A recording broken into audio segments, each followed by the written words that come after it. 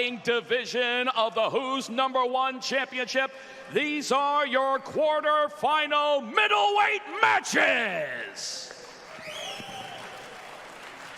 Introducing first out of the blue corner, representing Alianza San Diego, California, by way of Ecuador. He is a two-time no-gi world champion. Please welcome Johnny Tama.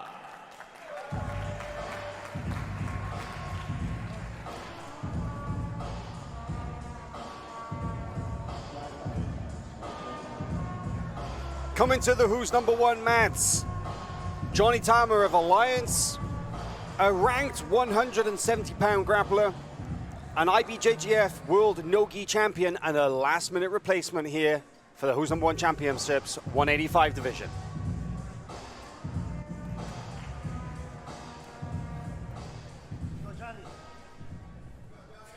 And his opponent out of the red corner, representing Atos Jiu-Jitsu, San Diego, California. He is the number one ranked middleweight no-gi grappler in the world. Here is Tye Ruotolo.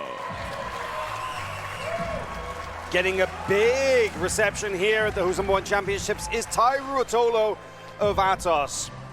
Ranked number one in the world at 170 pounds. But stepping up into the 185 division, a division where he feels that his style, his pace, and his energy, huge attributes. Chase. Easily one of the most dynamic grapplers the whole event. This is going to be a war. Getting close to the edge, try to circle around. Remember, we're going to be more strict with penalties, so always try to keep moving forward. Don't want to have to give a penalty to any of you guys. Shake hands, step back.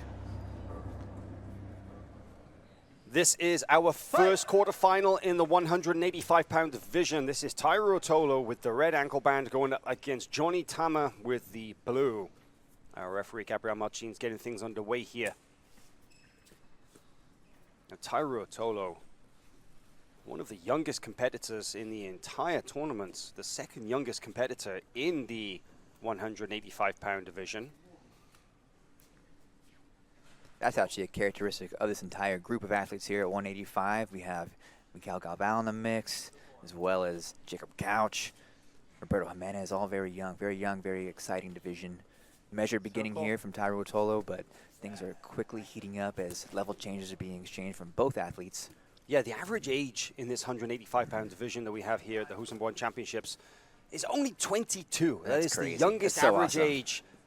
Nice little exchange there. This is the youngest average age in the entire bracket there. Look at that standing back take. Whoa! Huge pickup and a dump into a standing Kimura from Tye Ruotolo. Whoa, and Tama throws him off. He charges forward, getting the crowd going here at Who's Number One. Look at the speed there. From standing to Tye Ruotolo. 1 minute he stood in front of you, the next minute he's on your back, Chase. I really want to see that again. What a wild exchange. And man, credit to Johnny Tama for just sort of wiggling his way out of that precarious situation there. Now, these are the two lightest competitors in this division. The Tama, he was a last-minute alternate brought in. And look at this interesting 2-on-1 there for a leg entry from Tama, diving in for the legs. That's an interesting strategy. And look at the pretzel bolo, the counter. Tye Ruotolo straight onto the back. Got the figure four body lock. This is deep water. Yeah, serious trouble for Johnny Tama here, especially with so much time left, but he has great defense. However, Tye is in an amazing position already, looking for a little bit of arm control. He's going to take his time here, work his positions. Eddie Bravo in the house. He's enjoying the action here. Man, that was an incredible sequence that Tama was like, okay, I'm going to go after those legs. And he's got a pretty good leg game. He actually caught Edwin Najmi with a very nice inside heel hook not too long ago at Fight to Win. And he's been working on that leg game. But Tye already showed us in previous matches, right, that he has an incredibly well-developed counter game to that. Oh, well, look at this. He could go for the arm triangle choke here from the back, almost like a katakatami variation. But, man, he showed that his counters to those leg locks are amazing. He's nailed it. It's something of a signature technique now for the Atos team, that they have that pretzel bolo, they call it, going to the back from that heel hook attack. And Look at this. This is a katagatame variation. This is an arm triangle from the back. And you can see the hand fighting. The Tama is trying to strip that grip, but he's got to be careful here. Yeah, can't be too casual with Tye Ruotolo at any time. Tye is one of the most experienced athletes here, who's #1 with the record of 3-1 at this point. And as you mentioned, his focus with no-gi over the past year and a half, 2 years has really just changed his game. He has incredible awareness of the leg locks, and I mean, he's completely revamped his approach as a professional athlete, and it's been a real pleasure to watch. Yeah, they are the two lightest competitors in the 185 division. Tama came in as a last-minute replacement. He's 178. Tye, 178.2, the second lightest in the entire 8-man bracket. But he says that his game works pretty well against bigger guys, and I think that he actually showed that against Craig Jones, because his pace and his energy gave Craig some real trouble in that match there. And of course, Craig was able to take that one by decision, but Tye, his youthful energy, let's call it, could be a major asset in this bracket. Absolutely, especially considering he's going to have to compete more than once, you know, if he wins today, second time, or in the consolation bracket tomorrow. And you know, factors like cardio and recovery will be massive in that respect. Looking to flatten Johnny out here a little bit, but Johnny's doing a nice job of not giving that up too easily.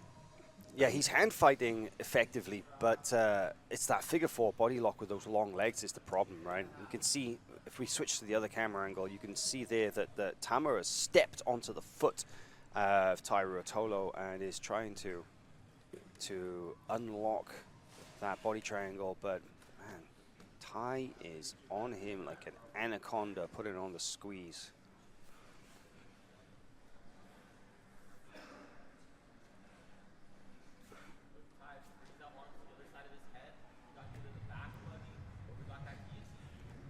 First judge's favor of this match so far. I think no surprise that the officials are leaning towards Tye Ruotolo as the winner. I think the accumulated submission attacks plus this positional dominance definitely has him in the lead. What do you think, Chase?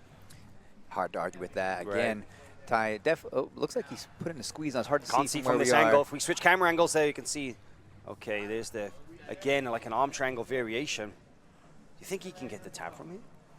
I think Tye Ruotolo can do anything, but I mean, it's certainly uncomfortable for Johnny. And again, he's just being cooked, right? The body triangle's on, he's being squeezed around his head. Big stretch as well, right? Exactly. This is definitely miserable, if not completely finishable for Tye. And he's just wearing him down. He knows he's in the best spot you can be, and you know, maybe he's waiting for Johnny to slip up just a little bit. Changing things up here now, as Johnny thinks he can peek out, but Tye doesn't seem upset by this scenario. In the corner of Tye Ruotolo, his twin brother Cade, who will be competing later today in the 155-pound division, and the ADCC legend himself, the super fight champion Andre Galvão. That's not a bad corner to have, right? Absolutely not. And they seem very collected over there. They know Tye is right where he wants to be in this position.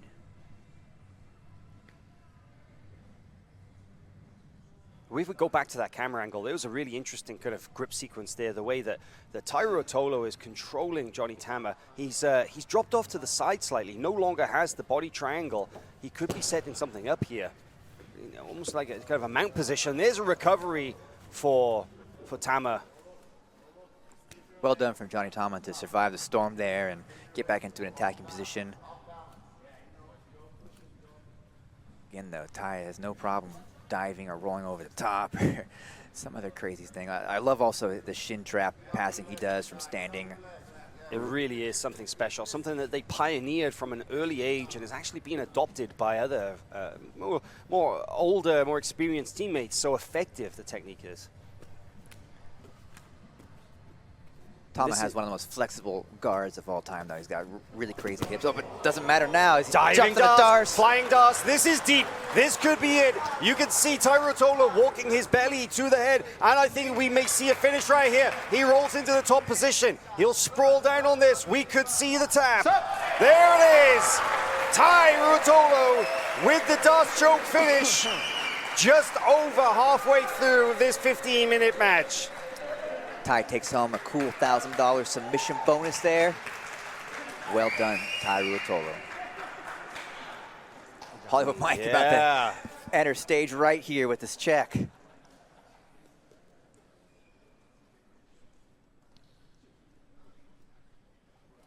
And ladies and gentlemen, your winner by Darce choke submission at 7 We've got minutes someone 38 storming the seconds stage and here. advancing to the semifinals. Invading the mats is Tye Tye's Ruotolo. winning